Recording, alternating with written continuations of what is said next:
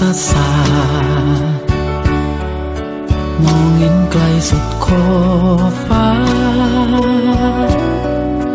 มีทะเลทุกเวลาแต่บางทีไม่มีเธอคลื่นซัดหาฝั่งเหมือนใจร่ำคร่ำครวญหาจากกันไปตามเวลาจากกันให้เธอสุขใจ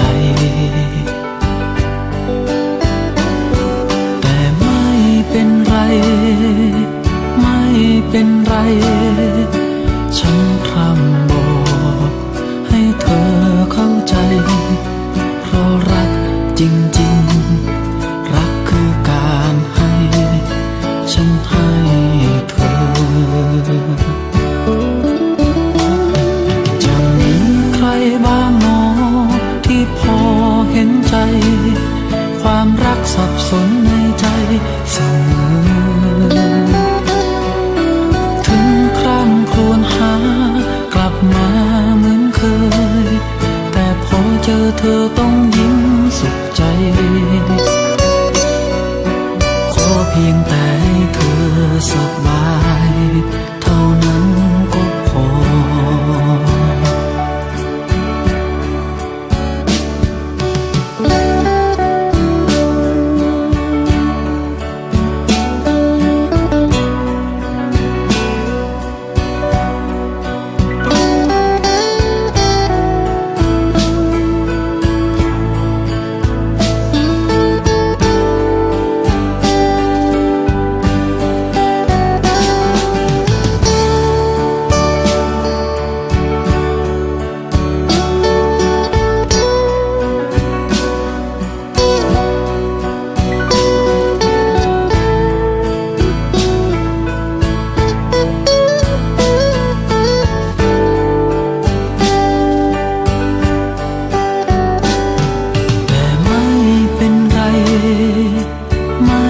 เป็นไร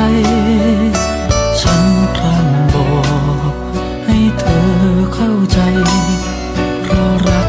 จริงๆรักคือการให้ฉันให้เธอจะมีใครบ้างหนอที่พอเห็นใจ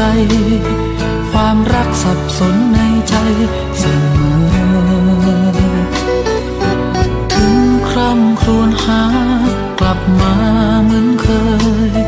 แต่พอเจอเธอต้องยิ้มสุขใจ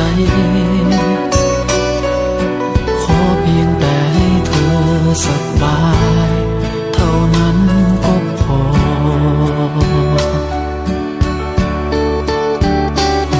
ฉันคิดถึงเธอ